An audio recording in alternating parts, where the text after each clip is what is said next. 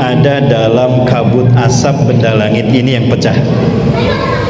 Selama berapa lama? 40 hari 40 malam.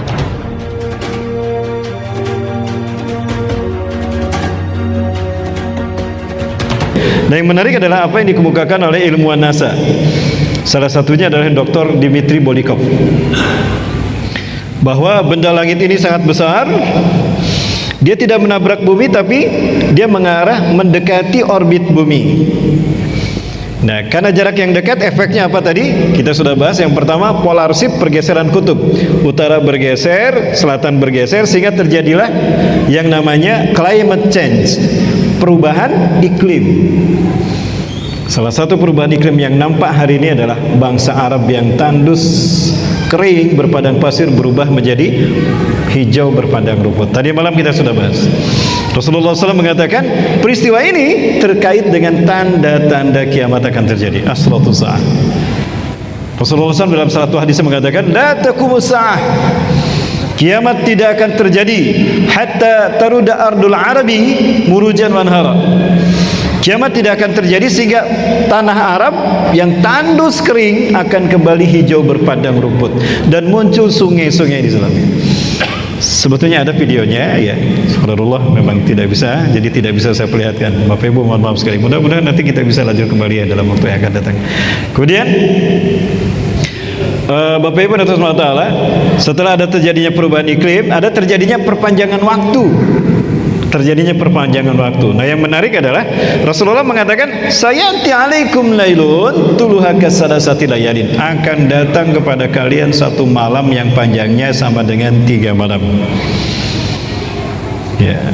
Pada saat itu Rasul bercerita, ada satu nas yang menceritakan, seseorang faqama rajulun minkum kama al'adahu wa yaqumu min al-yamin sulusil al-akhirah yatawadda atau yakhudh taharah yatawadda summa yatahajjad ila Allah azza wajalla. Dia berwudu lalu dia melaksanakan salat tahajud seperti biasa. Selesai tahajud biasanya dia baca Quran. Tidak lebih dari 3 lembar, itu datang waktu subuh. Tapi saat itu dia sudah baca hampir 1 juz, fajar belum juga terbit. Mana fajar? Nah, ini menandakan azan sesuai dengan sunnah. Kalau selama ini azan dikumandangkan berdasarkan apa? Jam di dinding. Ada sudah daftar waktu sholat kan. Ketika jamnya bunyi tit tit tit baru kita azan. Sebetulnya itu bukan sunnah Bapak Ibu. Sunnahnya adalah melihat matahari Bapak Ibu. Ya, melihat matahari. Dan sholat subuh itu adalah ketika terbit fajar, artinya terlihat bentangan putih tipis di ufuk timur, itu tanda waktu subuh terdekat. Nah, orang ini muazin ini dia tidak melihat, wah timur masih gelap, mungkin aku terlalu gasik, terlalu cepat bangunnya. Nah, dia coba tidur lagi, baca Quran lagi, tapi karena pusing udah lama dia baca Quran kok fajar tidak terlihat juga. Dia belum azan, dia belum adzan subuh. Sekarang masih gelap karena jamnya berbunyi, tanda adzan subuh menurut jam, maka azan. Padahal mata fajar belum terbit. Nah, ini sunnah yang ditinggalkan dalam penetapan waktu sholat. Nah, kemudian dia tidur, bangun lagi, gundah gulana manusia. Dia dibangunkan oleh gundah gulananya manusia. Kenapa? Manusia menyaksikan matahari terbit dari barat. Ya, Bapak Ibu, jamaah, oi jamaah. Tadi matahari terbit dari mana? Dari timur ya. Alhamdulillah. Berarti kiamatnya masih jauh Bapak Ibu. Nah, dia bangun, orang-orang ribut gundah gulana. Ada apa? Ini sudah 24 jam tapi kok matahari belum terbit. Ada apa? Nah, satu itu. Yang kedua Bapak Ibu, ketika benda langit ini makin mendekat, maka daya tarik gravitasinya makin kuat. Bumi tidak bisa lepas dari ikatannya dengan matahari, maka akan terjadi banyak goncangan, banyak terjadinya gempa. Ibarat orang tarik tambang Bapak Ibu. Kalau orang tarik tambang sama-sama kuat, wajahnya kayak gimana Bapak Ibu? Apakah ada orang tarik tambang wajahnya kayak gini? Tenang, santai. Tidak. Tapi bumi pun mengerut begitu. Maka terjadi adanya energi yang keluar, tekanan dari bawah, ya, epirogenesa dan orogenesa. Ini memicu, satu, akan meletusnya gunung-gunung berapi karena ada tekanan dari magma bagian dalam. Yang kedua, ini akan adanya energi patahan dan lipatan yang mengakibatkan banyak terjadinya gempa bumi. Fakasratuz zalazil. Maka Allah kemukakan ini dalam Quran surat Al-Zalzalah. A'udzubillahi minasyaitonir rajim. Idza zulzilatil ardu zilzalaha. Jika bumi digoncangkan dengan goncangan yang sangat, kapan itu terjadi? Ketika benda langit ini mendekat, maka bumi akan bergoyang karena mempertahankan posisinya agar tidak terikat, tertarik oleh benda langit ini. Kenapa dia tidak tertarik? Karena dia terikat dengan gravitasi matahari, maka dia bergetar begini. Ya, saat itulah terjadi gempa yang besar. Wa akhrajatil ardu asqalaha, dan bumi mengeluarkan apa yang dikandungnya. Magma keluar, air keluar. Itulah yang mengakibatkan banyak sumber air keluar di tanah Arab. Ya, subhanallah. Saya mencoba membaca Quran dan hadis terkait dengan eskatologi ini dia dalam mata kacamata sains dan teknologi, karena sains dan teknologi lahir dari Quran dan Sunnah, Bapak Ibu. Jamaah, jamaah, bisa diikuti jamaah? Wa qala lil insanu malaha, berkatalah manusia, ada apa dengan bumi ini? Ada apa? Nah itu tadi orang-orang ribut, kenapa matahari kok juga belum terbit dan banyak gempa, gunung-gunung meletus. Nah ini sekarang sedang erupsi nih Gunung Semeru, Bapak Ibu. Ya, sudah ada beberapa peringatan dari Badan BMKG peluang terjadinya pasang air laut, ya, terjadinya tsunami 4 meter prediksi di Sumatera Barat, Lampung sampai ke Jawa dan Bali. Subhanallah, sampai air Asia ya, yang menghubungkan trek, ya, yang flightnya dari Singapura Jakarta itu dibatalkan. Tadi saya lihat informasinya begitu. Nah itu Bapak Ibu terjadi. Nah inilah yang disebut dengan megatrust. Megatrust.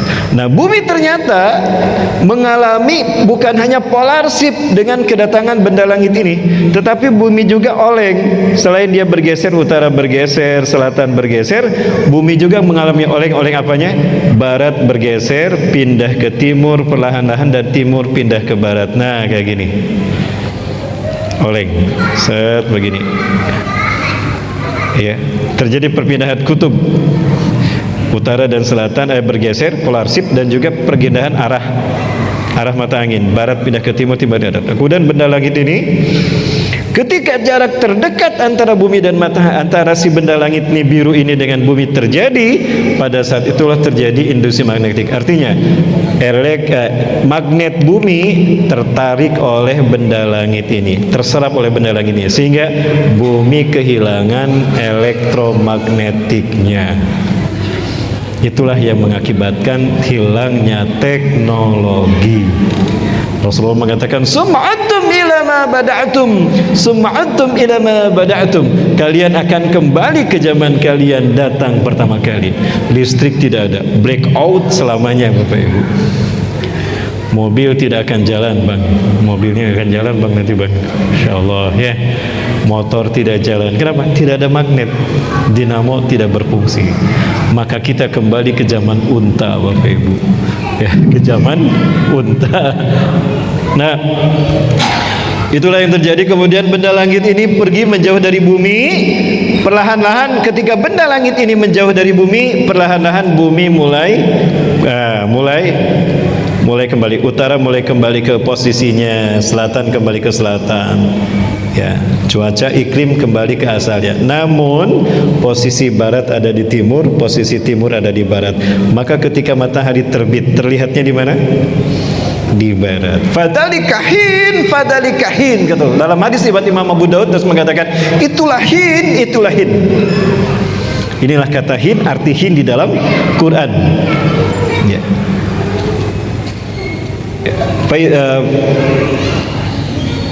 Kul nabitu minha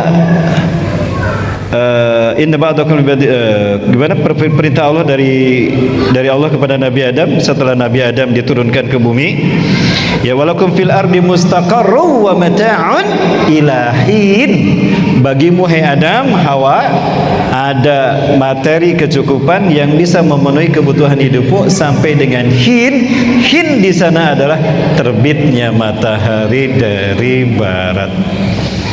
Dan apabila matahari terbit dari barat, kata Rasulullah SAW, wara'ahan nas, manusia menyaksikan matahari terbit dari barat, amanu ajma'un, berimanlah mereka semua kepada Allah. Tapi apa kata Rasulullah? La yanfa'u nafsan imanuha lam takun amanat min qabl. Tidak berfungsi, tidak berguna orang yang menyatakan beriman yang sebelumnya tidak beriman. Kenapa? Pintu taubat sudah ditutup. Hin, terbitnya matahari dari barat, isyarat dari Allah bahwa pintu taubat sudah ditutup. Sehingga Rasulullah mengatakan, man taba qabla ghurubi syamsi min maghribiha qubilat taubatuh. Siapa yang bertobat sebelum matahari terbit dari barat, Allah terima taubatnya. Maka ketika mereka melihat matahari terbit dari barat, beriman, tidak guna, tidak ada gunanya. Maka lihat wajah mereka hitam pucat. Sudah tahu ada orang-orang Islam menyampaikan tentang Islam, sudah banyak ulama-ulama menyeru mereka untuk beriman pada Allah dan Rasulullah SAW, tapi mereka kufur, mereka ingkar karena kesombongan. Ketika mereka menyaksikan matahari sudah terbit dari barat, terjadi benar apa yang dikatakan umat Islam, mereka mengatakan beriman, sia-sia. Kenapa? Matahari sudah terbit dari barat. La yanfa'u nafsan imanuha lam takun amanat min qabl aw kasabat fi imanin khaira. Atau orang yang soleh, orang yang maksud saya orang yang beriman tapi STMJ. Apa STMJ Bapak Ibu? Salat terus, maksiat jalan. Dia masih senang ngompreng, dia masih senang ya gitu. Jadi muzabzabina baina dzalik. Ya, ketika orang-orang Islam, kiai ulama banyak duitnya, ada untungnya, aman-aman ikut. Ketika ulama, kiai dan habaib dicurigai yang ini banyak duitnya, mampir ke sana gitu, ganti wajah. Ya, munafik. Yang seperti ini ketika dia bertobat ingin hijrah kepada Islam yang sesungguhnya, pintu tobat sudah tertutup. Subhanallah. Gambaran pada saat itu kata Rasulullah SAW, manusia ada pada titik akhir atas kepuasan keputusasaan.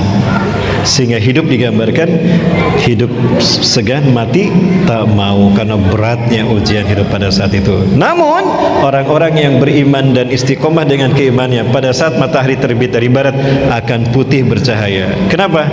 Senang, bergembira. Senang mereka karena iman mereka benar, keyakinan mereka benar, dakwah mereka selama ini ternyata benar.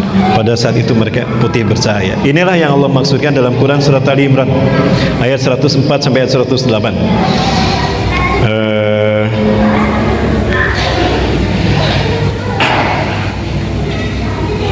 ولا تكونوا كالذين تفرقوا واختلفوا من بعد ما جاءتهم البينات أولئك لهم عذاب عظيم.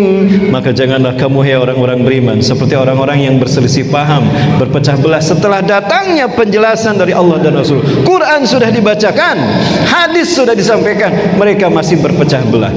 Jangan seperti itu. Itulah perbuatan orang-orang ahli kitab. Ya. Yauma tabyaddu wujuh wa taswaddu wujuh. Ingatlah pada hari di mana ada manusia yang hitam pucat wajah mereka, ada yang putih berseri-seri. Nah, pada saat terjadinya matahari terbit dari barat, manusia terbagi dua. Yang pertama, manusia yang hitam pucat wajah mereka, yang kedua, manusia yang putih berseri wajah mereka. فَأَمَّا الَّذِينَ اسْوَدَّتْ وُجُوهُهُمْ أَكَفَرْتُمْ بَعْدَ إِيمَانِكُمْ كَافِرِينَ. Adapun orang-orang yang hitam pucat wajah mereka, dikatakan oleh para malaikat, kenapa kalian kufur setelah kalian beriman? Kenapa kalian kufur setelah kalian beriman? Bapak Ibu, adakah orang yang mereka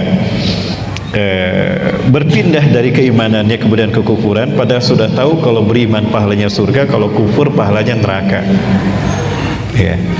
Di mereka adalah orang-orang yang tertipu oleh para penguasa yang zalim dan sesat. Mereka orang-orang munafik yang menjual iman mereka dengan dunia. Yabi'u dinahu bi'aradin minad dunya, orang-orang yang menjual imannya, Islam mereka dengan demi pangkat di pundak, demi jabatan dan demi triliunan. Bapak Ibu sekalian dirahmati Allah Subhanahu wa taala. Nah, mereka kenapa hitam pucat? Karena mereka menyesal telah tertipu daya oleh dunia, tertipu daya oleh pangkat jabatan dan bujuk rayu uang triliunan. Ternyata mereka ada dalam kesesatan. Menyesal mereka. Bapak Ibu coba lihat orang yang menyesal, wajahnya putih berseri atau hitam pucat? Hitam pucat. Hitam pucat. Nah, siapa mereka Ustaz? Mereka inilah yang mengikuti jejak langkah ahli kitab. Ya. Jejak langkah orang kitab, iftaraku wa ikhtalafu min ba'di ma ja'ahumul bayinat, berselisih paham, berpecah belah setelah datangnya Al-Quran dan Sunnah. Bapak Ibu, ada satu cerita begini. Rasulullah SAW menceritakan seperti ini dan kemudian difahami oleh para ulama dan para ulama salafus saleh. Mereka menceritakan begini. Ada beberapa orang, ada 4 orang yang mereka diminta untuk menjelaskan seperti apa bentuk gajah. 4 orang ini belum pernah melihat gajah sebelumnya. Gajah, ada patung gajah disimpan di tengah-tengah ruangan, namun lampunya dimatikan, sehingga 4 orang ini tidak bisa melihat dengan jelas seperti apa bentuk gajah yang sesungguhnya. Yang satu megang belalai. Oh, gajah itu panjang bulat kayak ular. Salah tidak? Tidak salah, karena yang dipegang belalai. Ada yang pegang telinganya. Kata siapa? Gajah itu tipis kayak kipas, yang dipegang telinganya. Ada yang memegang perutnya. Kata siapa?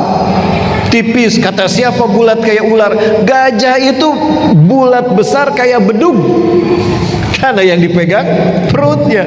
Ada yang pegang kakinya. Yang benar mas saya. Gajah itu kayak tiang bulat tinggi besar. Mereka memegang bagiannya saja, lalu mereka mengklaim inilah gajah yang sesungguhnya, dan mereka masing-masing merasa benar dengan apa yang mereka lakukan. Kenapa? Tidak salah. Salah nggak mereka? Tidak. Kenapa? Karena mereka ada di ruangan yang gelap. Tidak masalah, karena belum ada cahaya. Tapi sekarang ketika lampu dinyalakan, teranglah semua ruangan. Semua mereka yang berbeda pendapat tadi melihat bentuk gajahnya sama. Oh, ternyata gajah itu seperti ini. Harusnya begitu. Betul? Kenapa? Karena cahaya sudah harusnya tidak ada lagi perbedaan. Oh, ternyata gajah ini seperti ini. Sepakat. Harusnya begitu. Maka aneh ketika lampu dinyalakan, mata mereka sudah melihat bentuk gajah, yang ini masih kekeh. Enggak, pokoknya gajah itu bulat kayak ular. Enggak, gajah itu tipis kayak kipas. Padahal mereka sudah melihat gajah yang utuh seperti apa. Enggak, gajah itu bulat kayak tiang tinggi. Enggak, gajah itu kayak bedug. Nah, yang inilah yang dilarang Allah. Quran sudah dibacakan, hadis sudah dijelaskan, masih merasa benar dan tidak mau bersatu. Inilah dahsyatnya perpecahan umat. Inilah jahiliyahnya umat. Nah, mereka inilah yang kata Rasulullah, kata Allah dalam Quran tadi, ya apa? Yang hitam pucat wajahnya, berpecah belah dan berselisih paham setelah datangnya penjelasan dari Allah. Iftaraku wa ikhtalafu min ba'di ma ja'atuhumul bayyinat. Ulaika lahum 'adzabun 'azim. Mereka yang akan mendapatkan siksa yang pedih, Bapak Ibu. Kira-kira mau disebut apa orang yang seperti itu, Bapak Ibu?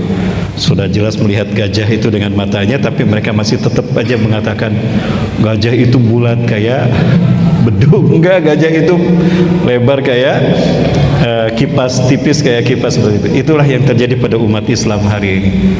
Jamaah, umat Islam ini paling banyak di dunia, betul? Kurang lebih penduduk dunia hari ini ada 7 miliar, 7, sekian miliar. Sepertiganya umat Islam. Berarti umat Islam ini paling banyak. Saya tanya Bapak Ibu, umat Islam hari ini berjamaah apa berpecah belah? Berjamaah apa berpecah belah, Bapak Ibu? Berpecah belah. Berpecah belah, sepakat?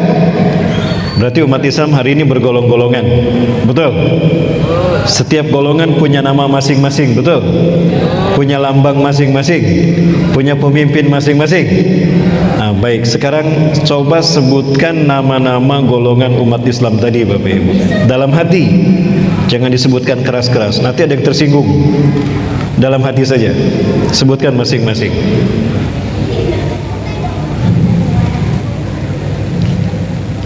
Ada berapa Bapak Ibu? Ada berapa jamaah? Ada banyak? 10 ada? Lebih dari 10. Masya Allah, lebih dari 10. Nah, sekarang saya tanya dan tolong dijawab dengan keras. Nah, sekarang boleh ucapkan dengan keras biar semuanya mendengar. Dari semua golongan dan nama-nama yang ada pada zaman sekarang, coba sebutkan satu saja dari nama-nama kelompok itu yang di zaman Rasulullah dan para sahabat ada, Bapak Ibu. Ada tidak Bapak Ibu? Syiah di zaman Rasulullah tidak ada. Syiah ada di zaman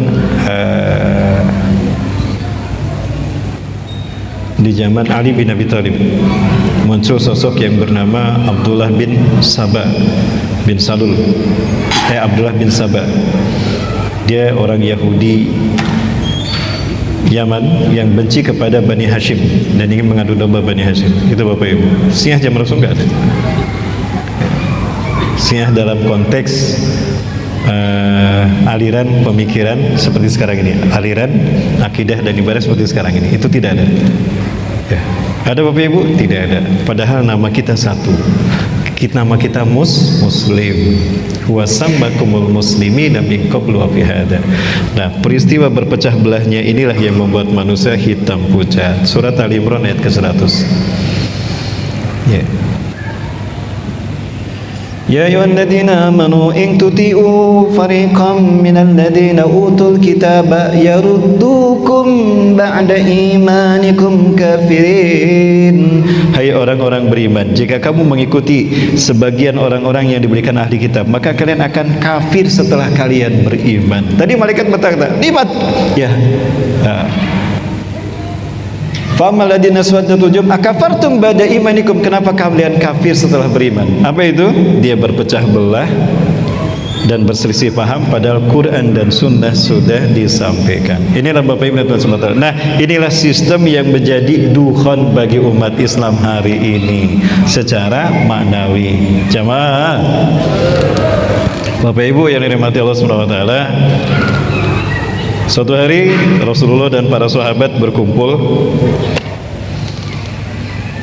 Ya. Di sana ada Huzaifah ibnul Yaman. Rasulullah bercerita banyak. Kemudian para sahabat berkata, "Ya Rasulullah, kunna nahnu fil jahiliyah." Wahai Rasulullah, dahulu kami jahiliyah. Kami menyembah berhala, kami berzina, kami mengundi nasib, kami mabuk. Wah, jahiliyah ya Rasulullah. Faja'ana Allah bihadal khair, lalu Allah datangkan kepada kami kebaikan ini, Islam ini. Allah mengutus Anda sebagai Nabi dan Rasul untuk kami. Anda bimbing kami kembali kepada fitrah kami Islam. Maka sekarang kami ada dalam kebaikan dan kebenaran ya Rasulullah. Fahal ba'da hadal khair min syarrin? Apakah setelah kebaikan ini ada keburukan? Ajal, ada keburukan. Sekarang kalian ada dalam kegemasan Islam yang rahmatan lil alamin. Setelah meninggal ini akan ada fase di mana kalian akan dipenuhi dengan keburukan. Dan sahabat Huzaifah bertanya lagi, "Wahal badarika syarri min khair?" Apakah setelah keburukan itu akan ada lagi kebaikan yang kedua? Ada kebaikan yang kedua. Lakinna fihi dakhanun, tetapi di dalamnya ada dukhan, ada kabut. Ada dukhan. Ini pembahasan dukhan yang berbeda secara maknawi. Kalau tadi dukhan yang sesungguhnya Bapak Ibu. Ya. Tadi dukhan yang sesungguhnya belum selesai ya. Nanti kita kembali lagi ke yang tadi Bapak Ibu. Tapi yang ini kita lanjut dulu Bapak Ibu ya. Jamaah. Ibu-ibunya sepi nih. Bunda. Bunda. Oi Bunda. Masih bersama saya Bunda? Lanjut. Sedikit yang jawab. Bunda, suara saya jelas? Kurang jelas? Sekarang jelas gak? Jelas. Pantesan jawabannya kurang ya. Tadi saya dengar Bunda mau masuk surga enggak katanya. Jawabannya enggak. Ternyata kurang jelas jawabannya. Baik Bapak Ibu dan Saudara taala. Nah, wa ma dakhanuhu ya Rasulullah. Apa dakhonnya ya Rasulullah? Qaumun yahduna bi ghairi hadi wa yastanuna bi ghairi sunnati. Adanya satu kaum yang memberikan petunjuk bukan dengan petunjukku, bukan dengan Quran, tapi dengan logika, dengan pendapat manusia, dengan fatwa para manusia yang menentang Quran dan Sunnah. Wa yastanuna bi ghairi sunnati, dan mereka mengikuti sunnah bukan sunnahku, tapi sunnah manusia yang lain, bukan sunnah Rasul. Ya. Wahal ba'da dzalika khair min syarrin. Ya Rasulullah, apakah setelah kebaikan yang kedua yang ada dakhon tadi, ada keburukan yang berikutnya? Ada lagi keburukan. Du'atun ala abwabi jahannam. Orang-orang yang menyeru kepada pintu jahanam. Jadi akan banyak orang-orang yang berdirinya bukan di pintu surga, tapi berdiri di pintu neraka. Sifum lana ya Rasulullah. Sebutkan ciri-ciri mereka itu ya Rasulullah. Hum min jildatina. Mereka kulitnya sama dengan kita. Muslim, pakai peci, jenggotnya panjang, pakai gamis seperti saya.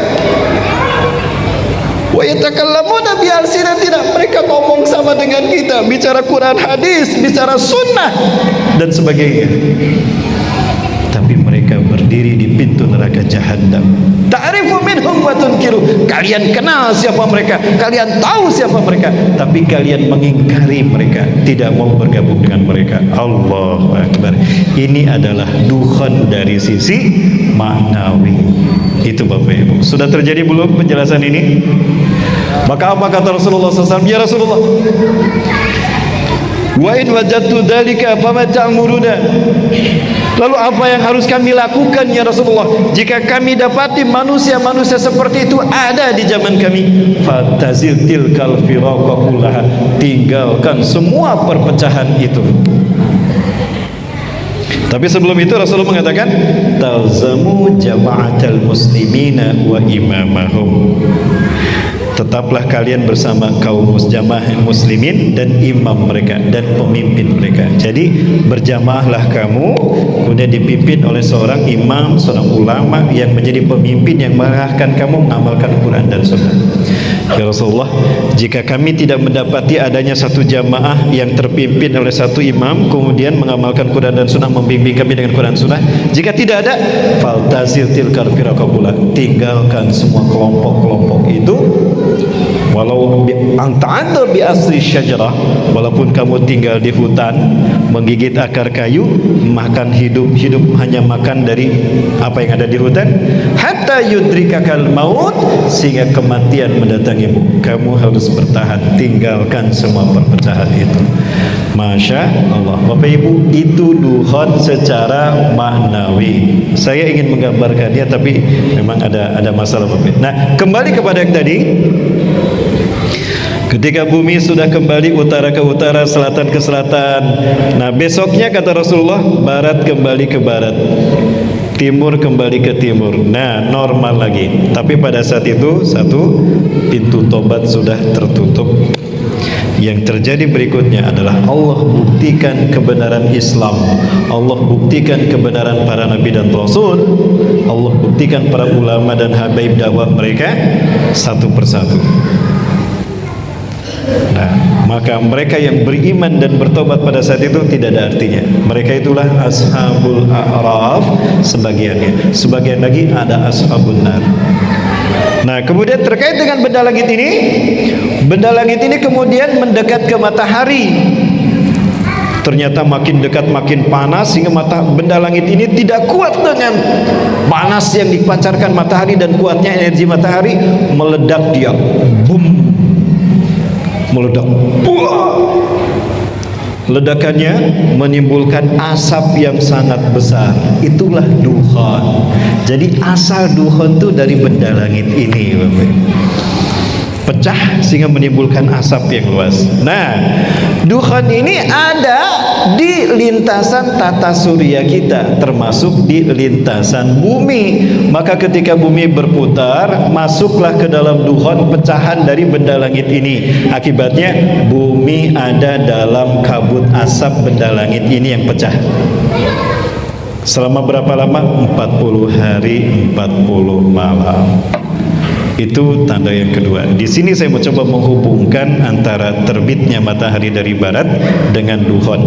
Saya mengambil hadis riwayat Imam Ahmad ini. Kenapa? Karena sesuai dan bisa dipahami dengan mudah dalam kacamata sains dan teknologi.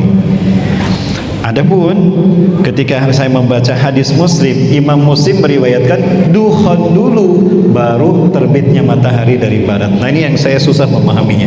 Dari mana asalnya duhon? Itu tidak ketemu. Tidak ketemu Bapak Ibu. Maka saya gunakan hadis riwayat Imam Ahmad walaupun sama-sama dari sahabat Huzaifah bin Usaid. Bapak Ibu rahimahullah taala.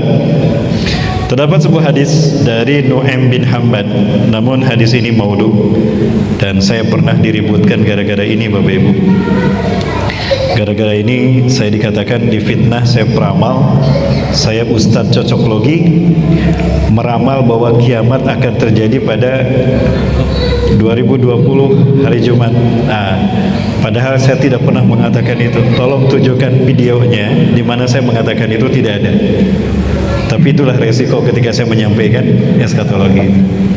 Mungkin yang bikin berita itu dia ngantuk, tiba-tiba dia mendengar, Ustaz mengatakan kiamat 2020. Nah, itulah bahayanya ketika mendengarkan kajian hanya sepotong-sepotong ataupun gara-gara ngantuk dan sebagainya. Lalu dia memviralkan.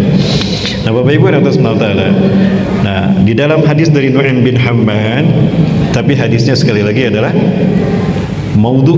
Maudhu itu palsu. Ada yang mengatakan hadisnya dhaif. Namun apabila ada satu nas hadis dia punya sanad dan itu dikatakan lemah, dhaif, apalagi mursal, apalagi matruk dan maudhu apalagi. Namun ketika itu tercatat ada nasnya, ada kitabnya dan sesuai dengan sains dan teknologi, ada kemungkinan hadis itu benar.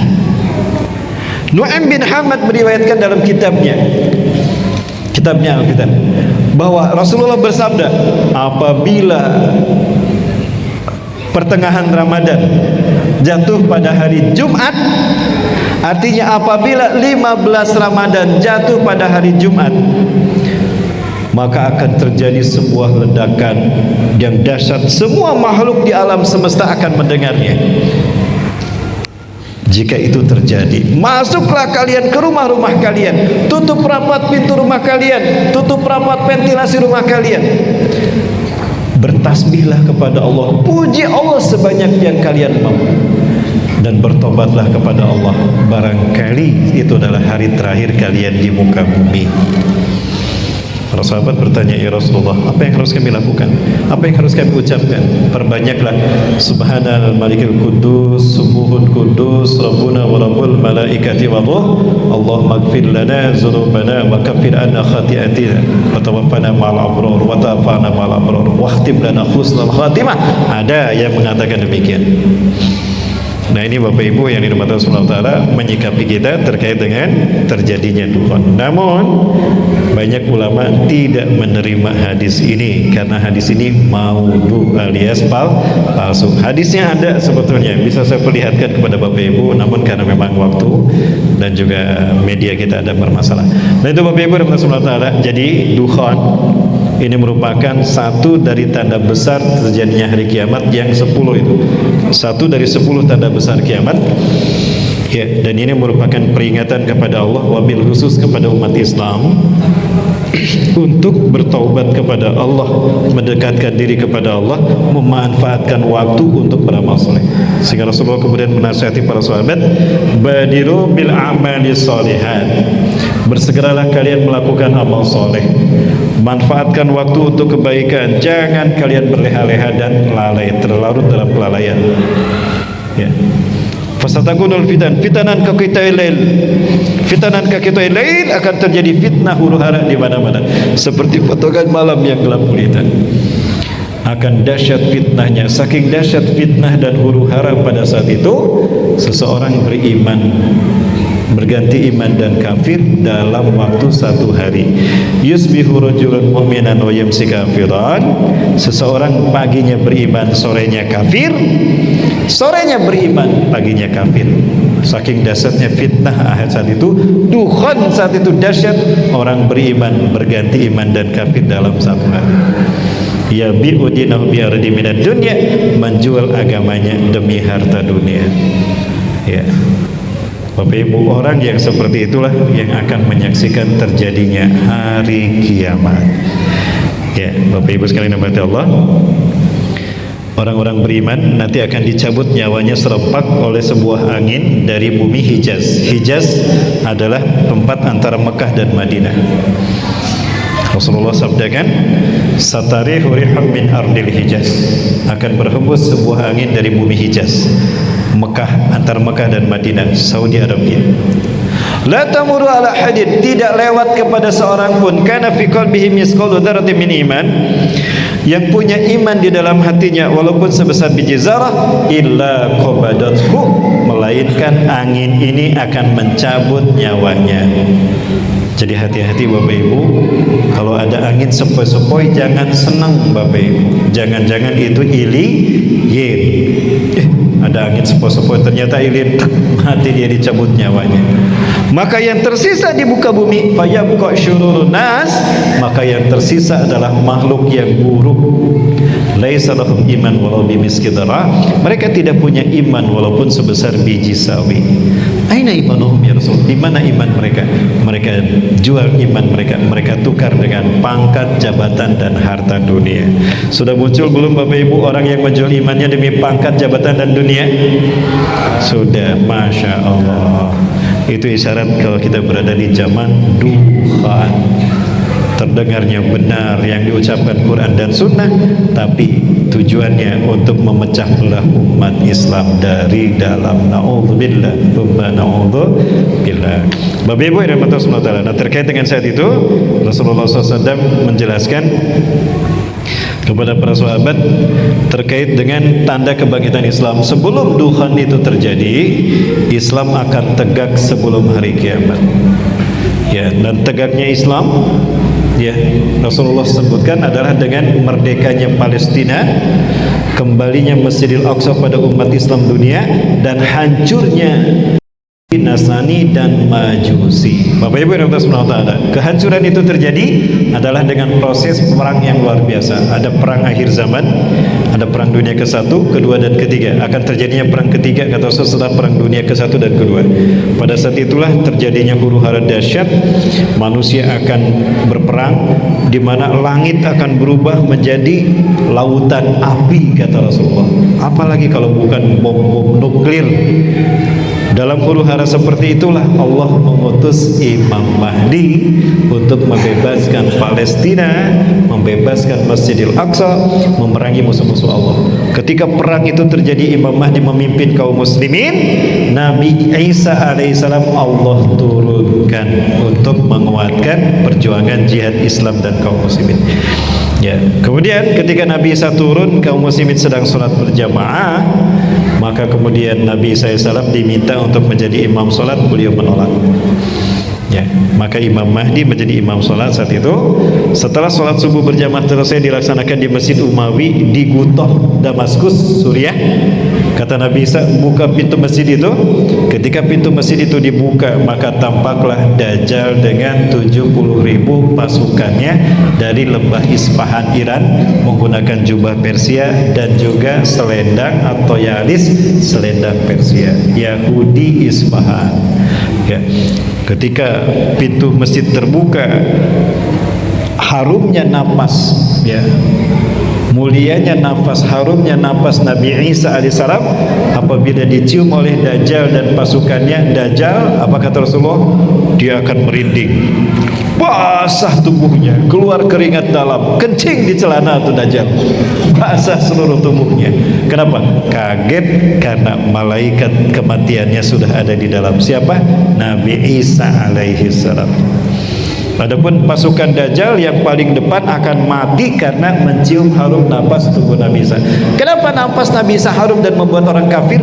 Karena Nabi Isa lama tidur di sisi Allah. Surat Ali Imran ayat 55. Dengan cerita sebagian dari pasukan Dajjal ini lari, dikejar sama kaum muslimin, kemudian mereka bersembunyi di balik batu dan pohon. Batu dan pohon berkata, "Hai muslim, hai mumin, sini, di belakangku ada Yahudi, bunuh dia." Kecuali pohon Gorgon, karena dia adalah pohon Yahudi. Bapak Ibu yang dirahmati Allah Subhanahu wa taala. Nah, terkait dengan ini semua, maka peristiwa Dukhan dikabarkan oleh Rasulullah SAW, bahkan oleh Allah dalam surat khusus Ad-Dukhan. Ini merupakan peringatan bagi kita agar kita semakin mendekatkan diri kepada Allah, meningkatkan iman dan takwa kita kepada Allah, menjalin silaturahmi, istiqomah melaksanakan ibadah di masjid dan memakmurkan masjid dengan amalia-amalia sunnah. Dan kemudian Rasulullah mengingatkan untuk kita berbagi kepada sesama umat manusia. Ya, Bapak Ibu dan Taala, saya bersama tim Yayasan Mutiara Quran Indonesia Peduli hadir ke Provinsi Riau ini dalam rangka menyampaikan informasi tentang akhir zaman, edukasi tentang eskatologi, tanda-tandanya, dan juga hal-hal yang terkait dengan Quran dan hadis serta fakta-fakta empiris yang terkait dengannya. Yang kedua adalah dalam rangka penggalangan dana untuk rumah tahfiz kami yang ada di Palestina, di Gaza, dan juga untuk membantu saudara-saudara kita di Palestina yang sedang kelaparan, kekurangan. Saya sampaikan sedikit berita, nyambung 5 menit lagi ya, atau 10 menit lah, 2 kali 5 menit.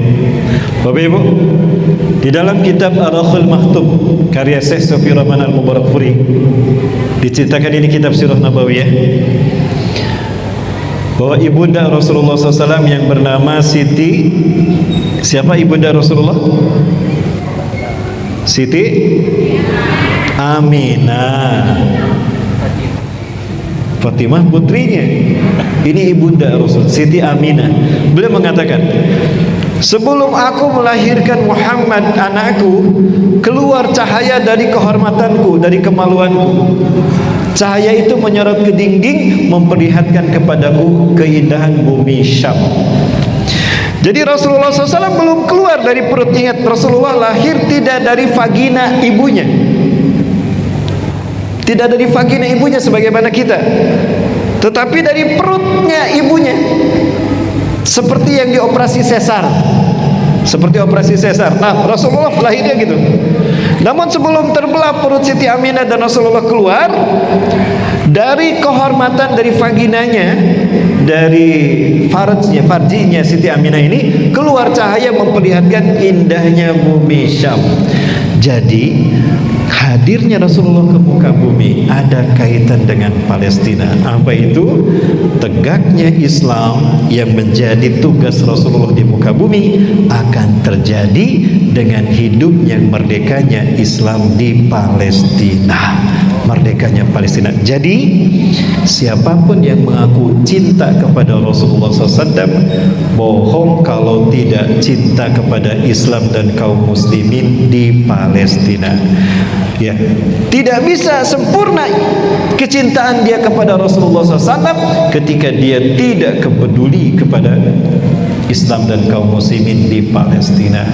Maka di akhir zaman ini sangat jelas bagi kita, ketika seseorang indolensi terhadap Palestina, acuh tak acuh terhadap Palestina, itu indikator adanya sifat munafik di dalam dirinya. Menutup dari ini apa yang kau lakukan? Siti Maimunah berkata kepada Rasulullah SAW, "Ya Rasulullah, afdina fi Baitul Maqdis." Wahai Rasulullah, berikan kami fatwa tentang Baitul Maqdis. Nama lain dari Masjidil Aqsa, Ardul Mahsyari wal Mansar. Masjidil Aqsa, Baitul Maqdis adalah padang mahsyar kalian. Ketika kiamat terjadi, hancur alam semesta, kita akan dibangkitkan di padang mahsyar.